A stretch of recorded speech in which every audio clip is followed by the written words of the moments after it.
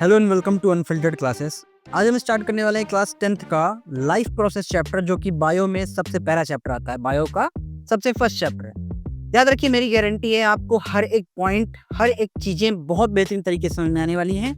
बस आपको जरा सा पेशेंस करके आप ये वीडियो को पूरी देख के जाना, बिना कंप्लीट देखे प्लीज मत जाना। अगर आप एंड तक देखोगे तो गारंटी देता हूँ इस बात की कि इससे, इस चैप्टर से आने वाले एक भी क्वेश्चंस आपके गलत नहीं होंगी, चाहे आप वापस आके इस चैनल को अनसब्सक्राइब कर देना अगर गलत हो गए एक भी क्वेश्चन को। चलिए स्टार्ट करते हैं इस चैप्टर को, जिसका नाम है लाइफ प्रोसेस। एनसीईआरटी से बात करूं तो ये आपका चैप्टर नंबर 6 है। एनसीईआरटी के थ्रू में बात करूं तो ये आपका चैप्टर नंबर 6 आता है। और बाकी बायो की मैं बात करूं तो बायो का ये पहला चैप्टर है। बायो का ये फर्स्ट चैप्टर है जो कि लाइफ प्रोसेस है। याद रखिएगा, इस चैप्टर को स्टार्ट करने से पहले मैं बता दूं कि अगर आप इस चैनल पे नए हो तो आप ध्यान से सारी प्लेलिस्ट देख के जाना, सब कुछ यहाँ पे आपके काम का मिलेगा। तो इस चैप्टर को स्टार्ट करने से पहले मैं आपको बता देता हूँ, this is one of the most highest weighted chapter. Highest marking chapter है ये। मींस सबसे ज्यादा मार्क्स के क्वेश्चंस इसी चैप्टर से आते हैं। ठीक है, तो हमारा जो चैप्टर है लाइफ प्रोसेस, याद रखिए इस चैप्टर से, जैसा कि आप नाम देख पा रहे हो, इससे आप रिफर क्या करते हो, लाइफ प्रोसेस का मतलब क्या है। देखो, कह रहा कि आपकी पूरी लाइफ में आप जो जो प्रोसेस फॉलो करते हो या फिर जो इन्वॉल्व होता है, उन सभी के कॉम्बिनेशन को ही कहते हैं लाइफ प्रोसेस। देखो, बड़ी सिंपल सी बात है। कह रहा है all living things perform certain life process like growth, excretion, respiration, circulation. ठीक है, तो कहने का मतलब दो बातें समझना। जरा सी यहाँ से एक बात आपको मैं समझाऊंगा। देखो, मान के चलो, कैसे आप डिफरेंशिएट करोगे कि कोई भी ऑब्जेक्ट जो है वो लिविंग है या फिर मैं कह दूं वो नॉन लिविंग है। ठीक है, तो आप कहोगे कि सर कुछ क्राइटेरिया डिसाइडेड हैं जिससे हम देख पाएंगे। आप कहोगे कि कोई चीज जो बढ़ रहा हो, जो चल फिर सक रहा हो, या फिर हम कहेंगे कि ऐसी चीजें जो कि सांस ले रही हो, ऐसी चीजों को आप बोलोगे कि वो लिविंग है, बाकी चीजें नॉन लिविंग है। तो देखो, इन्हीं क्राइटेरिया के डिस्प्यूट्स को दूर करने के लिए, ताकि कंफ्यूजन ना हो, साइंटिस्टों ने कुछ क्राइटेरिया डिसाइड कर दिया। जैसे पहला इसमें कैरेक्टर दिया ग्रोथ का। ठीक है, सेकंड कैरेक्टर दिया रिप्रोडक्शन का, थर्ड कैरेक्टर दिया मेटाबॉलिज्म, फोर्थ दिया रिस्पॉन्स टू स्टिमुलाई।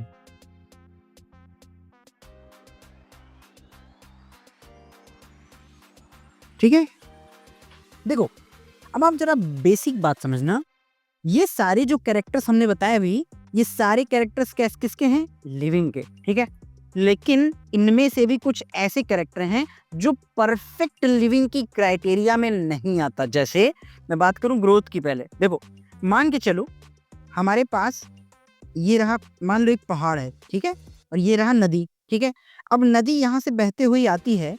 ये नदी अपने साथ कुछ सैंड पार्टिकल्स लाती है। मान लो यहाँ पे छोटा सा एक गड्ढा था जहाँ पे सैंड इकट्ठा हुआ। अब हुआ क्या, हजारों लाखों साल बाद ऐसे सैंड इकट्ठा होते होते होते होते देखो ना, यहाँ पे एक पहाड़ बन गया। अब देखो ना, पहले ये तो बहुत छोटा था, अब ये पहाड़ बहुत बड़ा बन गया, माउंटेन। तो देखो ना, इसमें भी क्या हुई, इसमें भी तो ग्रोथ हुई है। तो क्या हम कह देंगे क्या कि ये लिविंग चीज है ना। तो इस वजह से growth is a character of living, but it is not a perfectly defining character. तो मतलब ग्रोथ ऐसा कोई कैरेक्टर नहीं है जो कि एकदम परफेक्ट डिफाइन करे कि ये लिविंग है। ठीक है, तो यहां आप लिख सकते हो कि growth is not a defining character of living, not a defining character, not a defining character, character of living. ठीक है जी, क्योंकि ग्रोथ तो नॉन लिविंग में भी हो रहा है। देखो, माउंटेन बढ़ रहे हैं। अब इसी तरह बात करते हैं हम सेकेंडली रिप्रोडक्शन का। तो मैं रिप्रोडक्शन की अगर मैं बात करूं तो देखो, अगर कोई भी इंसान फॉर एन एग्जाम्पल हम ह्यूमन क्लियर हैं, कोई भी इंसान अगर बच्चा पैदा ना करे तो क्या हम उसे बोलेंगे कि वो जीवित नहीं, वो मरा हुआ है? नहीं। तो याद रखिएगा, तो रिप्रोडक्शन भी जो है it is also not a defining character, it is also not a defining character. Reproduction भी आपका डिफाइनिंग कैरेक्टर नहीं है। अब इसी का मैं बेस्ट एग्जांपल रिप्रोडक्शन में ऐसे देते हैं, देखो मान लो साइंटिस्टों ने एक क्रॉस करवाया था। साइंटिस्टों ने लिया था मेल डंकी को, मेल डंकी जिसका क्रॉस करवा दिया था उन्होंने फीमेल हॉर्स से, ठीक है। अब मेल डंकी का क्रॉस करवा दिया फीमेल हॉर्स से, तो इसका रिजल्ट क्या मिला था इन्हें? इसका रिजल्ट इन्हें मिला म्यूल, जिसको हम लोग आम भाषा में क्या बोलते हैं? खच्चर। याद रखिएगा, आपको एक बेसिक डिफरेंस, एक बेसिक डेफिनेशन आनी चाहिए। अगर कोई भी ऑर्गेनिज्म रिप्रोड्यूस कर सके और उसका जो ऑफस्प्रिंग हो वो भी फर्टाइल हो, तो that is the perfect definition of स्पीसी, ठीक है। तो ये दोनों सेम स्पीसी के नहीं है, दैट्स वाई आपने जबरदस्ती क्रॉस तो करवाया, लेकिन इसका जो ऑफ स्प्रिंग है ये फर्टाइल नहीं है। ये क्या है? It is not a fertile, not a fertile, मतलब ये बच्चा पैदा करने के योग्य नहीं है। अब ये तो रिप्रोड्यूस नहीं कर पाएगा म्यूल, तो क्या हम बोल देंगे कि मरा हुआ है? नहीं। That's why reproduction is also not a defining character, ठीक है।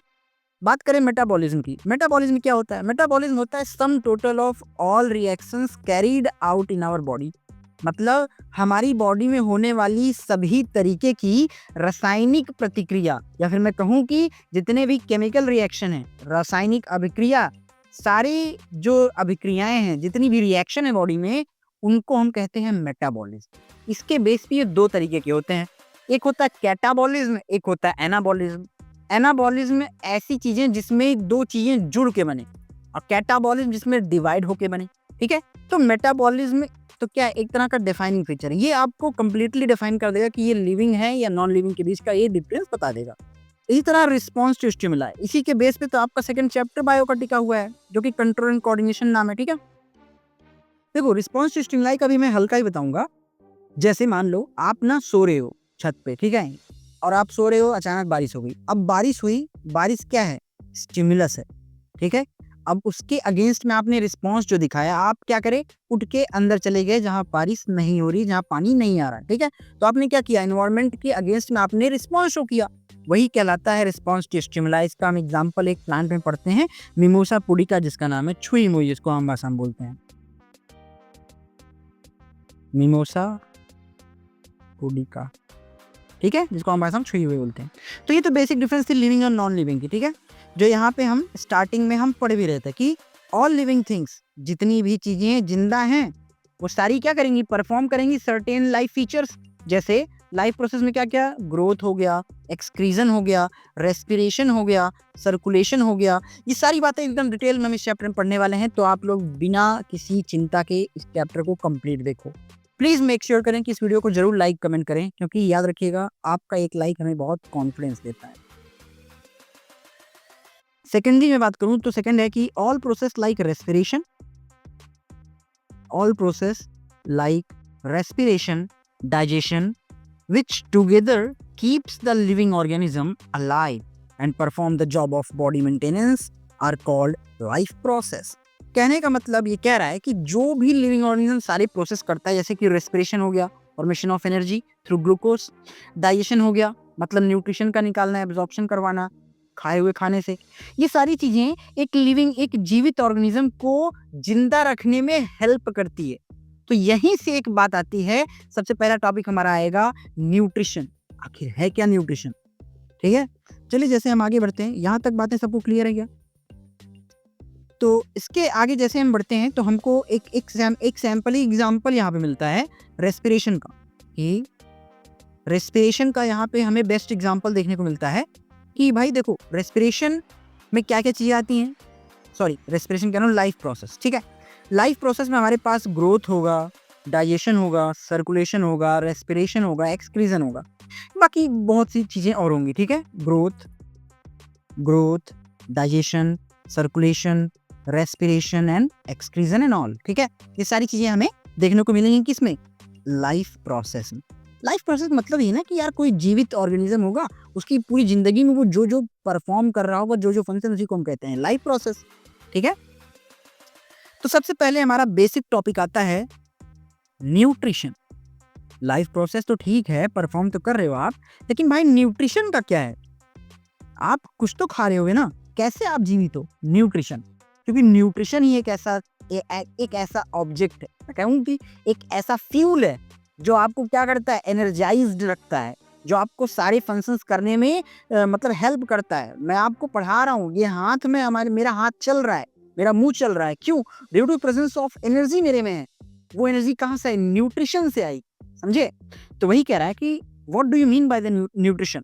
न्यूट्रिशन कह रहा है it is the process by which living organism, या आप कह दो simply organisms, obtain and utilise food for energy. जिससे लिविंग ऑर्गेनिज्म खाता है या फिर लेता है या फिर इस्तेमाल करता है किस चीज को? फूड का इस्तेमाल करता है किसके लिए?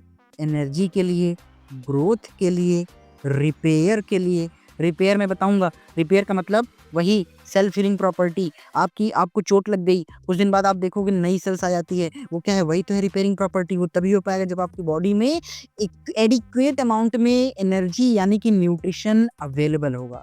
ठीक है, मूल लेक्चर आ गया हमारा, देख सकते हो आप लोग जाके। ठीक है, नेक्स्ट कह रहा है कि plants make their own food by the process of photosynthesis. याद रखना, प्लांट्स अपना फूड खुद बनाते हैं।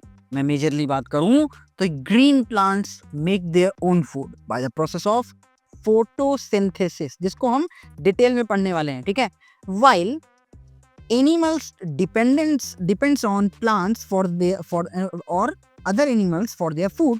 कह कि good nutrition is essential for maintaining health and proper functioning of the body। एक अच्छा न्यूट्रिशन आपकी प्रॉपर डेवलपमेंट बॉडी के लिए रिस्पॉन्सिबल होता है। अब वही कह रहा है कि देखो, हम लोग जो एनिमल्स होते हैं, animals are being dependent on plants या फिर अदर एनिमल्स, किसी और जानवरों पे डिपेंड होते हैं किसके लिए? For the nutrition. ठीक है, आगे में हम पढ़ेंगे, इसी को हम समझते हैं। देखो, अब मैं बात करूं न्यूट्रिशन की मोटी मोटा, तो न्यूट्रिशन हमारे पास दो तरीके के होते हैं। Nutrition is of two types. पहला है हमारे पास न्यूट्रिशन, हमारे पास दो तरीके के होते हैं। पहला है ऑटोट्रॉप्स या फिर ऑटोट्रॉफिक, दूसरा है हेट्रोट्रॉफिक न्यूट्रिशन। अब मैं बात करूं अगर ऑटोट्रॉफिक्स की, ऑटो देखो समझो, ऑटो का मतलब होता है खुद ब खुद। आप अगर अभी कहीं बाहर जाते हो तो आप खुद ही बोलते हो ना, मैं ऑटो कर लूंगा। ऑटो का मतलब होता है सेल्फ। ट्रॉफिक का मतलब होता है न्यूट्रिशन, फूड लेवल, कुछ भी आपका हो। इसी तरह हेट्रो का मतलब होता है डिपेंडेंट ऑन अदर्स। तो ऑटोट्रॉफिक का बेस्ट एग्जांपल होता है प्लांट्स। मेजरली मैं बात करूं तो ग्रीन प्लांट्स स्पेशली। ठीक है, हेट्रोट्रॉफिक न्यूट्रिशन यानी कि ऐसा न्यूट्रिशन जिसमें कोई भी ऑर्गेनिज्म अपने खाने के लिए या तो किसी और ऑर्गेनिज्म पर डिपेंड करे या तो प्लांट्स पर डिपेंड करे। इसका बेस्ट एग्जांपल होता है एनिमल्स। ठीक है, एंड हेट्रोट्रॉफिक के भी दो टाइप्स हैं। ऐसे तो कई टाइप्स हैं, 4-5 टाइप्स हैं, लेकिन मेजरली हम यहाँ पे दो टाइप्स देखने वाले हैं। ठीक है, चलो मैं बता दूंगा थोड़ा थोड़ा। पहला है होलोजोइक। याद रखना, होलोजोइक का मतलब होता है solid engulfing, solid form of food, मतलब ऐसा ऑर्गेनिज्म जो सॉलिड फूड को कंज्यूम करे, उसे हम कहते हैं होलोजोइक टाइप ऑफ न्यूट्रिशन। ठीक है, उसका बेस्ट एग्जांपल क्या होता है? Human beings. होलोजोइक का बेस्ट एग्जांपल क्या होगा? Human beings. ठीक है जी, होलोजोइक का एग्जांपल होगा, बढ़िया, होलोजोइक का बेस्ट एग्जांपल है ह्यूमन बींग्स। ठीक है, अब सेकंड टाइप है हमारा सैप्रोफाइट्स। देखो, सैप्रोफाइट्स ऐसे ऑर्गेनिज्म होते हैं जो किस पे डिपेंड करते हैं? डेड और डिकेइंग पे। डेड मतलब मरी हुई चीज, डिकेइंग मतलब सड़ी और गली चीज, सड़ी चीज। डेड और डिकेइंग सब्सटेंस पर जो डिपेंड करे उसे हम कहते हैं सैप्रोफाइट्स, और this type of nutrition is known as saprophytic nutrition. ठीक है, एग्जाम्पल क्या है इसका? Fungi and bacteria. ऐसे तो इसके और भी टाइप्स हैं, जैसे मैं बात करूं आगे फर्दर तो इसमें पैरासाइट्स भी आ जाएंगे। ऐसे ऑर्गेनिज्म जो अपने होस्ट पे, किसी लिविंग ऑर्गेनिज्म पे जाएं उसको उसी के बॉडी पर है कि उसका ही न्यूट्रिशन ले लें। पैरासाइटिज्म एग्जाम्पल है इसका मलेरिया, ये मलेरिया कह रहा हूँ, मॉस्किटो, फीमेल एनोफिलीज, ठीक है। और यहाँ पे आ जाता है सैप्रोफाइट्स हो गए हमारे, फंजाई, सैप्रोफाइट्स, और सिम्बायोटिक एसोसिएशन भी हो गया एक तरह का न्यूट्रिशन, ठीक है, जिसमें दोनों लोग एक दूसरे की हेल्प करें से फंजाई और की कॉम्बिनेशन होता है इसमें, ठीक है। चलो जी, नेक्स्ट है हमारे पास autotrophic mode of nutrition. Next है हमारा ऑटोट्रॉफिक, अच्छा sorry, mode of nutrition. Mode of nutrition की हम बात करें तो हमारे पास जनरली दो तरीके के न्यूट्रिशन होते हैं। मोड ऑफ न्यूट्रिशन की बात करूं तो हमारे पास दो तरीके के मोड ऑफ न्यूट्रिशन दिखेंगे। पहला हमारे पास दिखेगा ऑटोट्रॉफिक और दूसरा हेटरोट्रॉफिक, जिसकी अभी हमने बात कर ली। ऑटो का मतलब वही है, ऐसे न्यूट्रिशन, देखो, kind of nutrition in which inorganic substance या फिर इनऑर्गेनिक मटेरियल जैसे कि carbon dioxide, water etcetera are being utilised to prepare organic food by the process of photosynthesis. Organic food से किसको रिफर कर रहा है? ग्लूकोज को, देखो ना, C6H12O6, ठीक है, ठीक है जी। और इसका बेस्ट एग्जांपल क्या होता है? ग्रीन प्लांट्स इसके बेस्ट एग्जांपल्स होते हैं, ठीक है।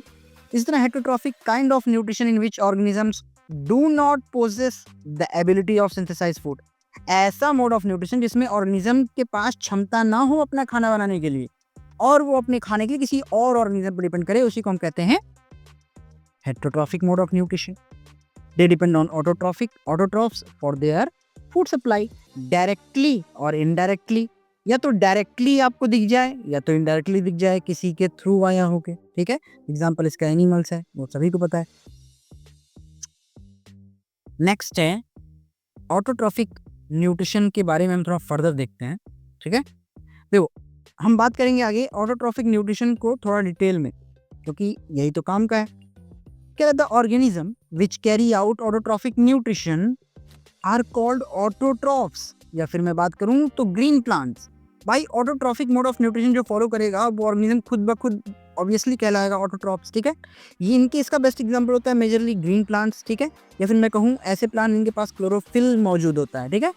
तो देखो होता क्या है, जो ऑटोट्रॉफ्स होते हैं वो यूज करते हैं क्या चीज? सिंपल इनऑर्गेनिक सब्सटेंस का यूज करते हैं। यहाँ पे सिंपल इनऑर्गेनिक सब्सटेंस क्या क्या हो गया? CO2 हो गया एंड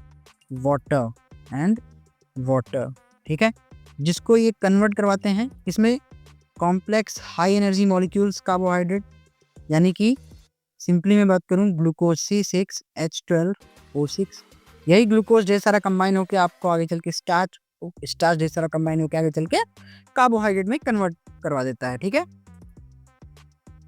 नेक्स्ट वही बात है कि ऑटोट्रॉफिक न्यूट्रिशन जो है is fulfilled by the process by which autotrophs takes CO2 and H2O and convert these into carbohydrates in the presence of chlorophyll and sunlight. This process is called photosynthesis. याद रखिएगा, हर बार exam में photosynthesis का आना तय है। This is one of the most important topic, photosynthesis. समझते हैं हम इसको, फोटोसिंथेसिस क्या है। देखो, कह रहा है ऐसा मोड ऑफ न्यूट्रिशन जिसमें ऑटोट्रॉफर्स यानी जो ऑटोट्रॉफिक न्यूट्रिशन को फॉलो करते हो मेजरली ग्रीन प्लांट्स, क्या करें? अपने प्रोसेस को कार्बन डाइऑक्साइड को हवा से लेके और पानी को रूट से लेके कन्वर्ट कर दें किसमें? कार्बोहाइड्रेट में, यानी कि ग्लूकोज, जो मैं बताया ग्लूकोज सबसे मिनिमम फॉर्म है, मोनोमेरिक फॉर्म, ढेर सारा ग्लूकोज कंबाइन होकर बनाएगा स्टार्च, ढेर सारे स्टार्च कंबाइन होकर बनाएंगे कार्बोहाइड्रेट, ठीक है। इन द प्रेजेंस ऑफ किसके मौजूदगी में? क्लोरोफिल ए और क्लोरोफिल बी की मौजूदगी में और सनलाइट की मौजूदगी में। इसी प्रोसेस को हम कहते हैं फोटोसिंथेसिस, ठीक है जी, समझ में आया? चलिए, हमारा नेक्स्ट टॉपिक होगा फोटोसिंथेसिस। आइए देखते हैं फोटोसिंथेसिस को थोड़ा डिटेल में। फोटोसिंथेसिस को पढ़ने से पहले हम आपको बता दें कि आखिर ये टर्म जो है फोटोसिंथेसिस, ये रिफर क्या करता है। देखो, पहला टर्म है फोटो का मतलब है लाइट। फोटो का मतलब क्या है? लाइट। सिंथेसिस का मतलब होता है टू कंबाइन।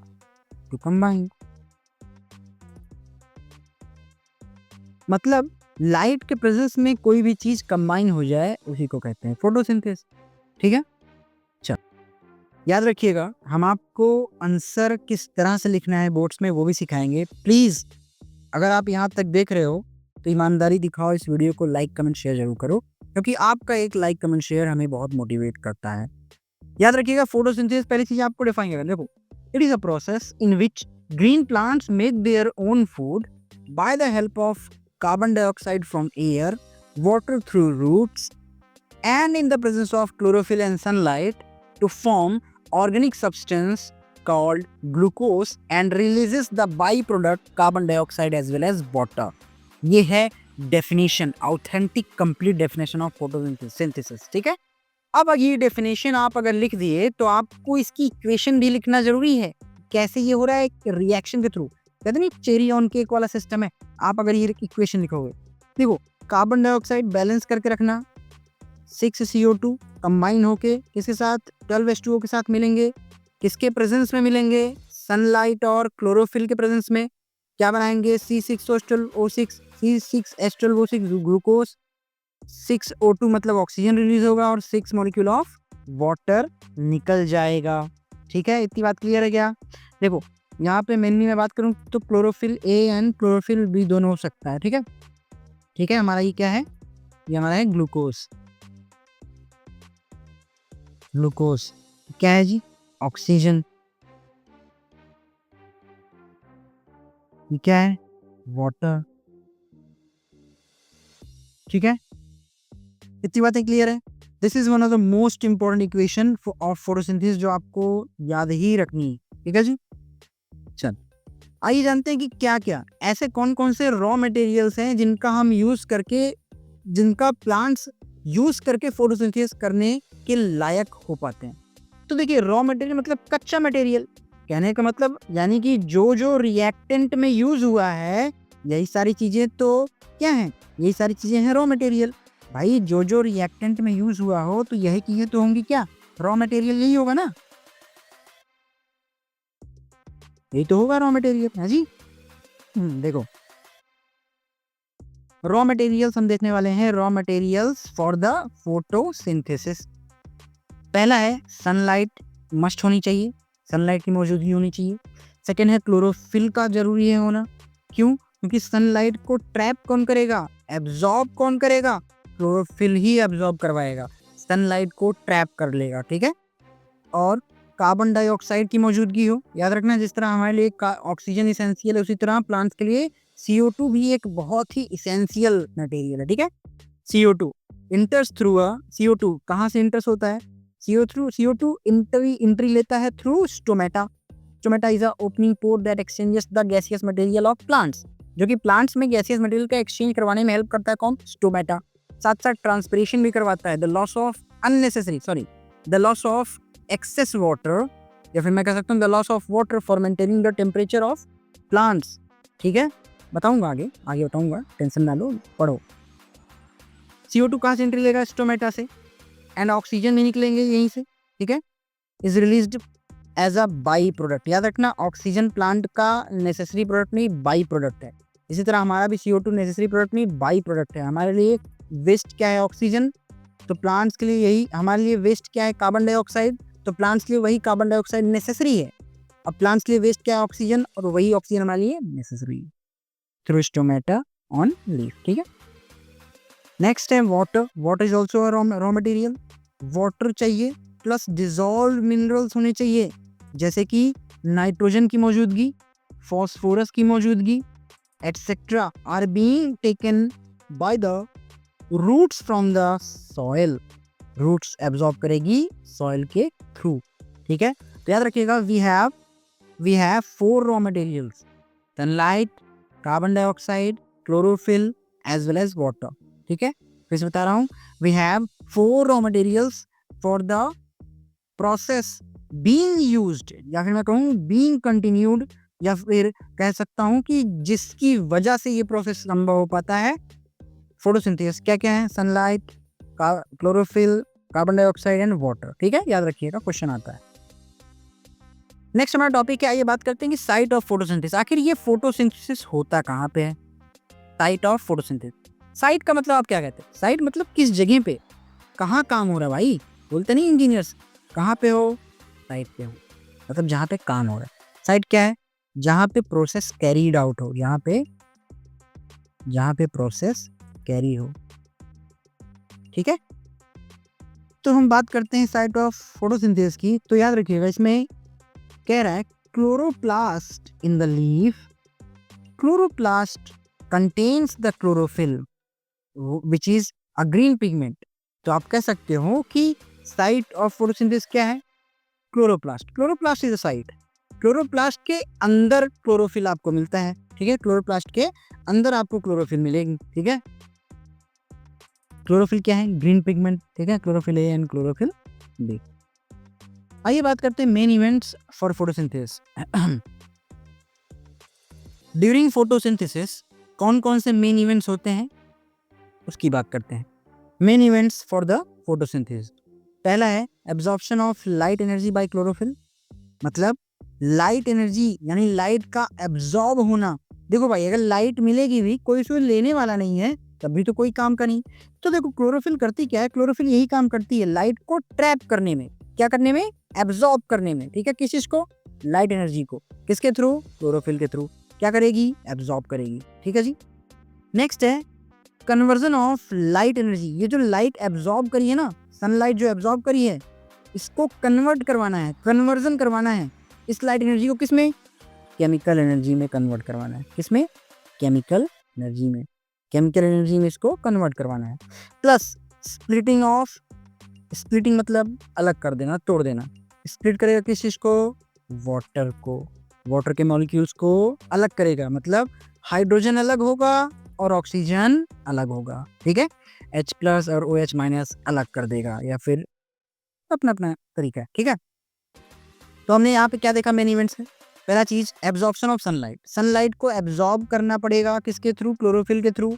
दूसरा क्या? ये जो लाइट एब्जॉर्ब हुई है उसको कन्वर्ट करवाना पड़ेगा। कन्वर्जन किस चीज में? केमिकल एनर्जी में। किसको बोल रहा है? ग्लूकोज को केमिकल एनर्जी में कन्वर्ट करवाना पड़ेगा। साथ ही साथ इसी लाइट के थ्रू आपको पानी के बॉन्ड को तोड़ना पड़ेगा। पानी में हाइड्रोजन और ऑक्सीजन को बॉन्ड को तोड़ना पड़ेगा। क्या होगा? Splitting of water molecules in which hydrogen and oxygen being separated, या फिर स्प्लिट करना पड़ेगा, ठीक है जी। नेक्स्ट है reduction of CO2 to carbohydrate, मतलब कार्बन डाइऑक्साइड का रिडक्शन होना। ध्यान से देखिए, आपके लेवल पे मैं बात कर रहा हूँ। रिडक्शन का मतलब होता है एडिशन ऑफ हाइड्रोजन। जब हाइड्रोजन जुड़ जाए तो उसको बोलते हैं रिडक्शन, या फिर ऑक्सीजन निकल जाए, या फिर ऑक्सीजन का रिमूवल हो जाए, तो उसे हम लोग कहते हैं रिडक्शन आपके लेवल पे। लेकिन प्रॉपर मैं बोलूँ, हायर लेवल पे जो हमेशा ऐसा लेवल पे जो हमेशा वैलिड है जो डेफिनेशन, उसे हम कहते हैं गेन ऑफ इलेक्ट्रॉन। इलेक्ट्रॉन का गेन हो जाए उसे हम कहते हैं रिडक्शन, ठीक है जी। चलिए, रिडक्शन ऑफ CO2 मतलब CO2 का रिडक्शन हो जाए, मतलब ऑक्सीजन इसमें ऐड हो जाए, सॉरी हाइड्रोजन ऐड हो जाए, या फिर ऑक्सीजन इससे निकल जाए। देखो ना, ऐसे समझो ना यार। देखो CO2 है, रिडक्शन करवाना है। रिडक्शन प्रोसेस के लिए क्या इंपॉर्टेंट होता है? ऑक्सीजन का निकल जाना। तो देखो कार्बन डाइऑक्साइड में एक ऑक्सीजन पड़ा हुआ है, इसको अलग कर दो, कार्बन अलग कर दो, ऑक्सीजन अलग कर दो। तो मतलब ये जो प्रोसेस मैंने ये करा है, ये क्या हो गया? यही तो प्रोसेस है रिडक्शन का। देखो ना, ऑक्सीजन का निकल जाना होता है रिडक्शन। ये ऑक्सीजन, तभी तो प्लांट बाई प्रोडक्ट में ऑक्सीजन निकालता है। अरे ये देखो ना, इक्वेशन में देखो ना, ऑक्सीजन निकल रही है कि नहीं निकल रही है, ठीक है। चलो इतनी बात क्लियर है क्या? आइए थोड़ा सा जान लेते हैं स्टोमेटा के बारे में, क्योंकि सारा खेल तो इसी का है। तो स्टोमेटा के बारे में पढ़ना बहुत जरूरी है। स्टोमेटा है क्या? They are the tiny pores. ये छोटे छिद्र होते हैं जो लीफ पे आपको दिखेंगे, छोटे से छेद होते हैं। Present on the surface of leaf, जो कि लीफ के सरफेस पे दिख जाएंगे आपको, सतह पे, ठीक है। लीफ के सरफेस पे आपको दिख जाएंगे, जैसा कि देखो यहाँ पे वाइटनेस के रूप में मार्क किया है, बट ये ऐसा होते नहीं, ठीक है। ये स्टोमेटा की स्ट्रक्चर, आइए जानते हैं इसके स्ट्रक्चर के बारे में। देखो ठीक है, ये जो आपको ये जो एरिया दिख रहा है ये वाला, जस्ट अ मिनट मुझे रेड ले दूं मैं, ठीक है, ये जो आपको एरिया दिख रहा है ये अंदर वाला ये हिस्सा कहलाता है स्टोमेटल पोर, ठीक है, यही है छिद्र, ठीक है, जहाँ से अगर ये क्या है अभी ओपनिंग है, ये ओपनिंग स्टोमेटा है, ये स्टोमेटा इस समय ओपन है, ये ओपनिंग है, ये क्लोज होता ना बिल्कुल ऐसा होता फ्लैटेंड, ठीक है। और इसके जस्ट ये जो आप डार्क कलर की देख रहे हो ना, डार्क ग्रीन, मैं डार्क ग्रीन लेता हूँ, ये जो आप डार्क ग्रीन कलर का स्ट्रक्चर देख रहे हो ये वाला, this is the thick inner wall, ये थिक इनर वॉल होती है, ठीक है। अब इसको प्रोटेक्ट करने के लिए यहाँ पे देखो, इसको प्रोटेक्ट करने के लिए ये वाली जो स्ट्रक्चर आपको दिख रही है, इसको प्रोटेक्ट करने के लिए ये वाली स्ट्रक्चर जो है ये वाली लाइनिंग, इसको बोलते हैं गार्ड सेल, और ये गार्ड सेल ही रेगुलेट करते हैं किसके लिए, ओपनिंग एंड क्लोजिंग के लिए रिस्पॉन्सिबल होते हैं। मतलब ये जो गार्ड सेल है ना, इसको ओपन या क्लोज करवाने के लिए रिस्पॉन्सिबल होते हैं। ये जो आपको दिख रहा है ये वाला, ये छोटे छोटे ये जो दिख रहे हैं ये छोटे छोटे, ये है क्लोरोप्लास्ट। तो जो इस क्लोरोप्लास्ट के अंदर है क्या, क्लोरोफिल पिगमेंट। और ये जो ऊपर की सेल्स है, ऊपर की है तो एपी, ऊपर की सतह स्किन है तो डर्मल, तो ये कहलाती है एपीडर्मल सेल, ठीक है। और ये जो सेल्स आपको दिख रही है इसको हम लोग बोलते हैं, इसको हम लोग क्या बोलते हैं, इसको हम लोग बोलते हैं सब्सिडियरी सेल्स, ठीक है। और ये जो आपको दिख रहा है ये है न्यूक्लियस, जो कि क्या है, मेन सेंटर कंट्रोलिंग बॉडी, ठीक है। अब इस स्टोमेटा की फंक्शंस जान लेते हैं, इसके फंक्शंस क्या हैं। जैसा कि हमने अभी तक तो कई बार इसका जिक्र कर ही लिया, इसके फंक्शन को, कि क्या काम आता है या फिर इसका क्या काम होता है। तो पहला फंक्शन आप जान लीजिए कि पहला फंक्शन है इसका एक्सचेंज ऑफ गैसेस, मतलब ऑक्सीजन एंड कार्बन डाइऑक्साइड को ये एक्सचेंज करवाने में हेल्प करेगा, अदला बदली निकालना, मतलब CO2 निकालना, CO2 लेना, ठीक है। सेकंड फंक्शन इसका losses large amount of water by water vapour during the transpiration. Transpiration क्या है, transpiration is a process in which, देखो ट्रांसपिरेशन एक ऐसा प्रोसेस है जिसमें प्लांट ना, देखो प्लांट को दिन भर धूप लगती है, ठीक है। अभी हमें गर्मी लगती है तो हमारी बॉडी क्या निकलती है, स्वेट, पसीना, उससे होता है कि हमारी बॉडी का टेम्परेचर कंट्रोल रहता है, हवा लगती है, ठंडा लगता है। उसी तरह प्लांट्स भाई चल तो सकता नहीं, वो तो दिन भर धूप में है, तो प्लांट्स में क्या निकलता है, पानी लॉस करता है ताकि उसकी बॉडी का टेम्परेचर रेगुलेट रहे। अगर ऐसा ट्रांसपिरेशन ना हो ना तो पत्तियां दिन भर धूप में जल जाएं, उसको कंट्रोल करता है, ठीक है। नेक्स्ट हमारा आता है भाई, नेक्स्ट हमारा है हेटरोट्रॉफिक ऑर्गेनिज्म के बारे में। नेक्स्ट हमारा हेटरोट्रॉफिक न्यूट्रिशन। हेटरोट्रॉफिक न्यूट्रिशन के बारे में बात करूं, हमारे पास 3 है यहाँ पे, होलोजोइक, सैप्रोफिटिक और पैरासाइटिक। इसमें से हम होलोजोइक और सैप्रोफिटिक के बारे में तो पढ़ चुके हैं, ठीक है। पैरासाइट भी हम पढ़ चुके हैं, इसको आप देख सकते हो, ठीक है। पैरासाइट का अच्छा बेस्ट एग्जांपल क्या है, प्लांट पैरासाइट का एग्जांपल आता है आपके एग्जाम में कस्क्यूटा का, याद रखना, जिसको हम लोग कॉमन भाषा में क्या बोलते हैं, अमरबेल, ठीक है, याद रखना, प्लांट पैरासाइट है, ठीक है। ये ऐसे होते हैं जो किसी लिविंग ऑर्गेनिज्म के अंदर रहे और उन्हीं का न्यूट्रिशन खाते रहें, उन्हें दिन ब दिन खत्म करते रहें, ठीक है। सैप्रोफिटिक मैंने बताया कि जो डेड और डिकेइंग मैटर पे डिपेंड कर रही, एग्जाम्पल इसका है फंजाई। और होलोजोइक मैंने बताया जो सॉलिड फॉर्म में खाने को खाए, जैसे कि एग्जांपल अमीबा या एनिमल्स, या हम लोग खुद ही हो गए, ठीक है। नेक्स्ट हमारा टॉपिक आता है कि how do organisms obtain their food, आखिर ऑर्गेनिज्म अपने फूड को ऑब्टेन कैसे करते हैं, ठीक है। तो हम सबसे पहले जानेंगे यूनिसेलुलर्स की बात करेंगे। देखो यूनि का मतलब एक, सेलुलर मतलब सेल, जो एक सिंगल सेल के बने हैं वो आखिर कैसे करते हैं परफॉर्म। सिंगल सेल ऑर्गेनिज्म क्या करते हैं, food is taken through entire surface, भाई उनके पास वो एक ही सेल है तो उसी एक सेल में सब कुछ होगा। तो मतलब यहाँ पे हम किसकी बात कर रहे हैं, अमीबा एंड पैरामीशियम की बात कर रहे हैं, ठीक है। तो अमीबा में देख लेते हैं जरा फूड कैसे होता है। देखो ये रहा अमीबा का न्यूक्लियस, ये रहा, ठीक है। ये देखो ये फूड पार्टिकल्स जैसे अमीबा को दिखता है। अमीबा करता क्या है, अपना एक फॉल्स फीड बनाता है जिसको हम बोलते हैं सूडोपोडिया। ये सूडोपोडिया का मतलब होता है, सूडो का मतलब होता है फॉल्स, पोडिया का मतलब होता है फीट, मतलब नकली पाँव। फॉल्स फीट बनाएगा, इसको कैप्चर करेगा और अपने अंदर ले लेगा। ये देखो फूड वैक्यूल बना के इसको देखो, ये देखो अंदर ले लिया ऑर्गेनिज्म को। अब इसको खाएगा, जो रेसिडुअल मटेरियल होगा, जो अनवांटेड होगा, उसको रिलीज कर देगा। तो याद रखना किसी सेल को खाने के प्रोसेस को बोलते हैं हम लोग, ये जो यहाँ पे हुआ है इसको हम बोलते हैं एंडोसाइटोसिस। क्या बोलते हैं हम इसको, साइटोसिस, किसी सेल को खाने के प्रोसेस को। अब जब रेजिडुअल सेल्स को जो अनडाइजेस्टेड फूड है जब अगर निकाल देगा, ये रिमूव कर देगा, तो इसको हम लोग बोलेंगे एक्सोसाइटोसिस। एक्सोसाइटोसिस, ठीक है, ठीक है जी, ठीक है। जो मैंने यहाँ पे बताया ये सारा प्रोसेस यहाँ पे लिखा है, आप इसको नोट डाउन कर सकते हैं, ठीक है। चलो आज हम न्यूट्रिशन के स्टेप्स को जान लेते हैं। नेक्स्ट लेक्चर में हम nutrition in human being start करेंगे, जिसमें हम डाइजेशन, रेस्पिरेशन नेक्स्ट पार्ट में खत्म करेंगे, सेकंड पार्ट में, और थर्ड पार्ट में हम सर्कुलेशन और एक्सक्रीजन खत्म करेंगे, ठीक है। तो हमारा नेक्स्ट पार्ट में क्या चलेगा, डाइजेशन और रेस्पिरेशन। फिलहाल हम जान लेते हैं स्टेप्स इन होलोजोइक न्यूट्रिशन। देखो कोई भी ऑर्गेनिज्म हो वो किन स्टेप में न्यूट्रिशन को मतलब परफॉर्म करेगा, समझना।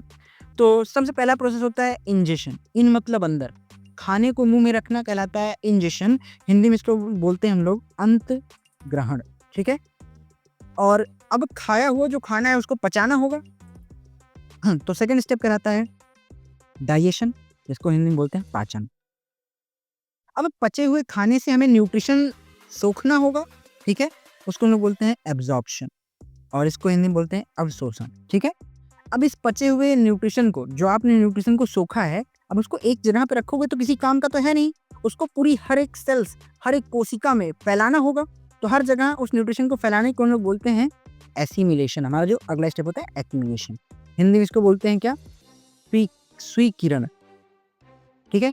अब जो अनडाइजेस्टेड फूड है, जो अनवांटेड मटेरियल है, जो अनडाइजेस्टेड फूड हमारी बॉडी में रह गया है, उसको बॉडी के बाहर एलिमिनेट भी जो करना है, that process is known as egestion, Hindi में बोलते हैं विघजन, विघजन, ठीक है, विघजन, ठीक है। तो यहाँ तक हम कंप्लीट कर लिए हैं। नेक्स्ट हमारा टॉपिक चलेगा नेक्स्ट पार्ट में, सेकंड पार्ट में, न्यूट्रिशन इन ह्यूमन बीइंग्स। मैं बार बार कह रहा हूँ हमारे पास टोटल 4 टॉपिक्स हैं अभी, ठीक है, digestion, respiration, circulation, excretion. Second part में हम 2 टॉपिक पढ़ेंगे, ह्यूमन डाइजेशन, ह्यूमन रेस्पिरेशन, ठीक है। और हमारा थर्ड पार्ट में सर्कुलेशन, एक्सक्रीजन, ठीक है। अगर आपको ये लेक्चर यहाँ तक आप देखे हो तो मैं गारंटी दे रहा हूँ आपको हर एक बात समझ आई होगी। अगर आप देखो, मैं बार बार कहता हूँ कि देखो भाई, क्राउडेड हो ही चुका है इस समय यूट्यूब, बहुत अच्छे अच्छे टीचर्स हैं, मेरे से बहुत लाख गुना बेहतरीन है, जिनके पाँव के धूल के बराबर भी मैं नहीं हूँ, ठीक है। बहुत से ऐसे टीचर्स हैं, बहुत अच्छे अच्छे टीचर्स हैं जो आपको पढ़ा रहे हैं। मैं जानता हूँ आप लोग भी व्यू की तरफ भागते हो, व्यू को ही देखते हो, कभी कभी छोटे यूट्यूबर्स के भी लेक्चर्स को देख के देखो। सच में एक बार आप एक मौका दो, एक चांस दो, बहुत अच्छा समझ में आएगा। अगर आपको जरा भी इसमें कोई भी डाउट है तो प्लीज़ आपको उसको कमेंट सेक्शन में ज़रूर मुझे मेंशन करो, मैं उसका ज़रूर जवाब दूंगा। मिलते हैं आपसे सेकंड पार्ट में, सेकंड पार्ट ज़रूर देखिए। चलिए स्टार्ट करते हैं सेकंड पार्ट नेक्स्ट लेक्चर में। Till then stay healthy.